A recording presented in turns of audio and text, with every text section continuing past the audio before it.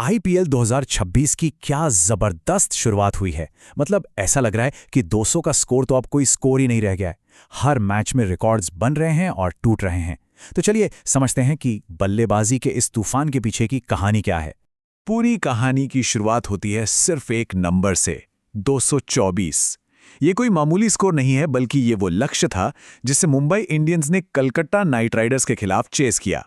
IPL के इतिहास का सबसे बड़ा सफल रन चेस। एक ऐसा टारगेट जिसे देखकर लगा था कि भाई ये तो नामुमकिन है। और ये सिर्फ एक जीत नहीं थी, नहीं, ये मुंबई इंडियंस की तरफ से पूरे टूर्नामेंट के लिए एक मैसेज था, एक चेतावनी थी। और इस चेतावनी को लीड कर रहे थे फॉर्म में लौटे कप्तान रोहित शर्मा। आकाश चोपड़ा ने बिल्कुल सही कहा था कमेंट्री में, शर्मा जी आप कहीं गए नहीं हो। रोहित की बैटिंग में वही पुरानी बात थी, वही क्लास, वही आसानी। देखकर लग ही नहीं रहा था कि वो कोई मेहनत कर रहे हैं। उन्होंने बस दुनिया को याद दिलाया कि जब वो अपनी लय में होते हैं तो उन्हें रोकना किसी के बस की बात नहीं। पर रोहित अकेले नहीं थे इस लड़ाई में। उनके साथ थे युवा रायन रिकल्टन, जिन्होंने 80 रनों की एक ऐसी कमाल की पारी खेली जिसने सबको चौंका दिया।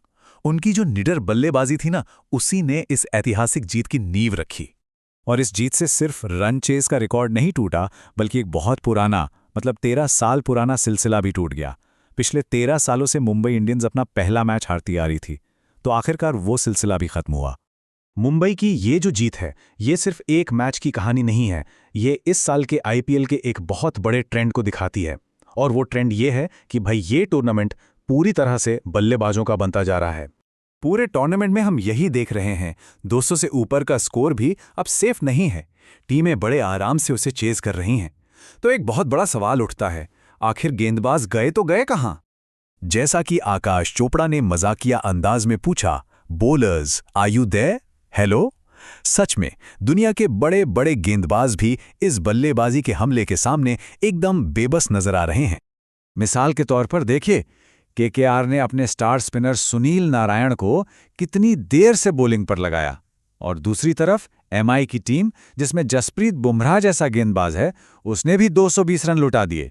इससे साफ पता चलता है कि इस आईपीएल में कोई भी गेंदबाज सेफ नहीं है। अब ऐसे हाई स्कोरिंग माहौल में उन टीमों का क्या होगा जिनकी बल्लेबाजी ही कमजोर है? वो तो सबसे ज्यादा मुश्किल में है। और इसका सबसे बड़ा उदाहरण है चेन्नई सुपर किंग्स, जो एक बहुत ही गहरे संकट से गुजर रही है।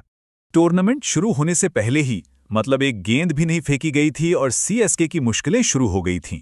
उनके बड़े बड़े खिलाड़ी, यहां तक कि कप्तान एमएस धोनी तक चोट के कारण बाहर हो गए। इससे टीम का पूरा बैलेंस ही बिगड़ गया। लेकिन सीएसके की जो परेशानियां हैं, वो सिर्फ चोटों तक ही सीमित नहीं हैं।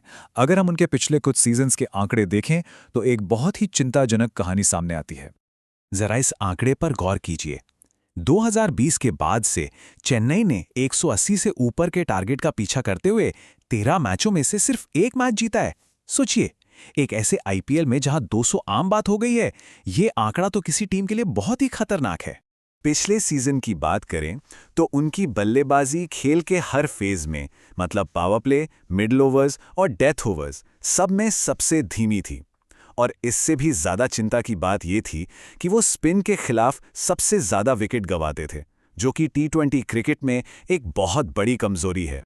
तो अब आप सोचिए कि जब एक ऐसी टीम जो चोटों और खराब फॉर्म से जूझ रही है, उसका सामना एक ऐसी टीम से हो जो पूरी तरह से बैलेंस्ड और इन फॉर्म है, तो नतीजा क्या होगा? और यहीं पर कहानी में एंट्री होती है राजस्थान रॉयल्स की। तो एक तरफ थी सीएसके, जो अपनी कमजोरियों से जूझ रही थी, और दूसरी तरफ थी राजस्थान रॉयल्स, एक सधी हुई टीम जिसके पास जबरदस्त ओपनर्स थे। साफ था कि मुकाबला एक तरफा हो सकता है, और राजस्थान रॉयल्स ने इसका पूरा फायदा उठाया। आईपीएल 2026 की ये जो धमाकेदार शुरुआत हुई है, ये साफ दिखा रही है कि क्रिकेट का ये फॉर्मेट बहुत तेजी से बदल रहा है। पुरानी रणनीतियां, पुराने तरीके अब शायद काम नहीं कर रहे। तो सवाल ये उठता है कि इस नए, निडर और तेज तर्रार आईपीएल में चैंपियन बनने का फॉर्मूला आखिर है क्या?